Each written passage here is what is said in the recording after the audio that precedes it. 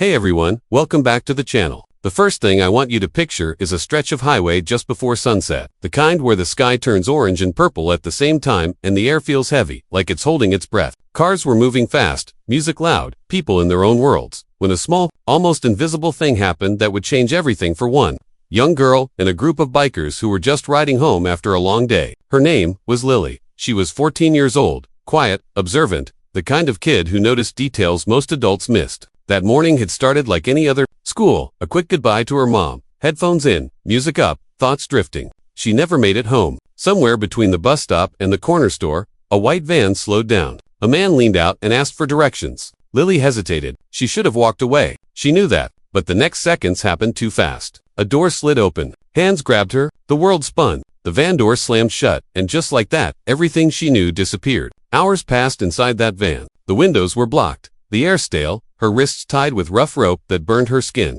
Fear came in waves, crashing hard, then pulling back just enough to let her breathe. The men talked in low voices she couldn't fully understand. She caught fragments. A drop-off money, tonight. Lily forced herself not to cry. She knew panic would only make things worse. She thought of her mom, of the way she always said, "If you're ever in trouble, look for helpers. There are always helpers." Lily didn't know where those helpers were, but she promised herself she would keep looking. As evening fell, the van slowed and finally stopped. One of the men opened the door, just a crack to let air in. They were near a rest stop by the highway, close enough that Lily could hear engines, laughter, and the rumble of motorcycles. That sound caught her attention. Bikes, lots of them, not the quiet kind. The loud, deep, chest-shaking roar of engines. Lily's heart started racing, but this time, not just from fear. This was something, maybe her only one. She shifted carefully, testing the rope around her wrists. Too tight, she couldn't break free, but she could move a little. The men stepped out of the van to smoke, leaving the back door partially open. Lily leaned forward, her legs numb,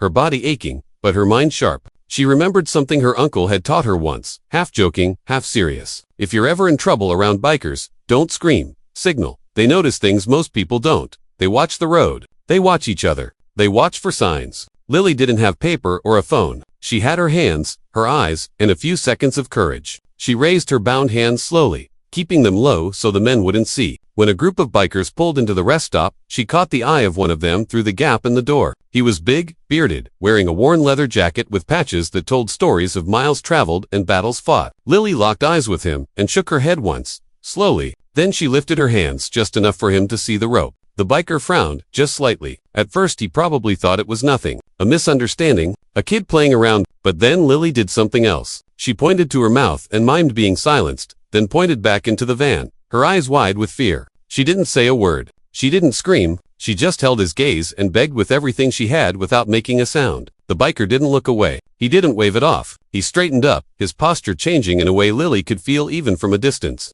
He turned to the others. There were about 8 of them, men and women, all shapes and sizes. Bikes lined up like steel horses. The bearded biker said something quietly. Heads turned. Eyes sharpened. Engines went silent, one by one. They didn't think twice. One of the bikers, a woman with short gray hair and a calm, steady presence, walked toward the vending machines like she was just grabbing a drink. As she passed the van, she glanced inside, just long enough to see Lily's face and the rope around her wrists. She didn't react. She didn't show surprise. She just kept walking. Another biker casually leaned against his bike, phone in hand, already dialing. Someone else positioned their bike in a way that partially blocked the van from pulling out easily. Inside the van, Lily held her breath. The men outside laughed, unaware that the air around them had shifted, unaware that they were no longer in control of the situation. The bikers moved with quiet coordination, the kind that comes from years of riding together, trusting each other on dangerous roads, watching each other's backs without needing words. Police sirens were still minutes away, but the bikers weren't going to wait and risk the van leaving.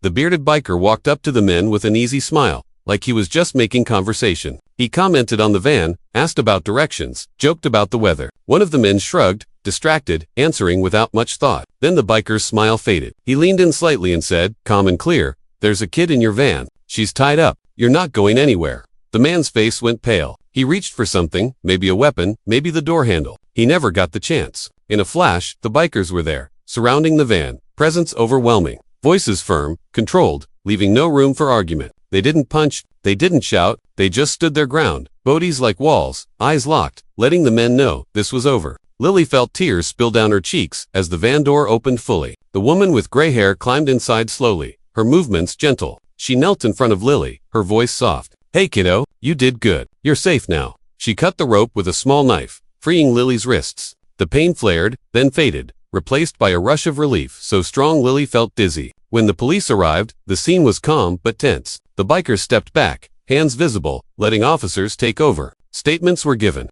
The men were arrested. Lily was wrapped in a jacket, offered water, asked questions. She answered as best she could. Through it all, she kept looking at the bikers, especially the one she had first signaled. He gave her a small nod, like to say, "You did the right thing." Later, at the police station, Lily's mom arrived, tears streaming, arms wrapping around her daughter like she would never let go again. Gratitude poured out in broken words and sobs. The bikers didn't stay long. They never do. They slipped out quietly, engines starting up one by one, heading back to the road. But the story didn't end there. News spread fast. A kidnapped girl rescued by bikers at a rest stop. Photos circulated of leather jackets and chrome bikes, of tough-looking riders who had stepped in without hesitation. People commented, argued, praised. Some said it was luck. Others called it bravery. The bikers themselves shrugged it off. To them, it was simple. Someone needed help. They helped. Lily went home that night, but sleep didn't come easily. Every time she closed her eyes, she saw the inside of the van, felt the rope, heard the engine. But she also saw the biker's eyes, the way he had understood without words.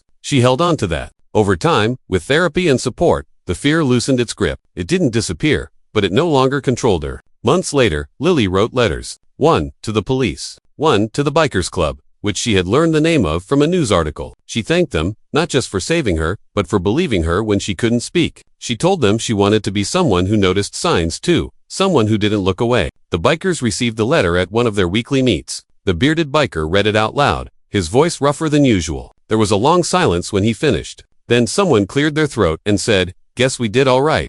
They pinned the letter to the wall of their clubhouse, not as a trophy, but as a reminder. Years passed. Lily grew older, stronger. She volunteered with missing children organizations, sharing her story, teaching kids subtle ways to ask for help when shouting wasn't an option. She never forgot the sound of those engines or the moment someone saw her. And those bikers, they kept riding, kept watching, kept being the helpers Lily's mom had talked about. Because sometimes, heroes don't wear uniforms. Sometimes they wear helmets, ride loud bikes, and know how to listen when a kid speaks without making a sound. So remember this story the next time you're out there, wrapped up in your own world. Pay attention. Watch for signs. You never know when a small gesture, a single look, or the decision to not think twice could save a life.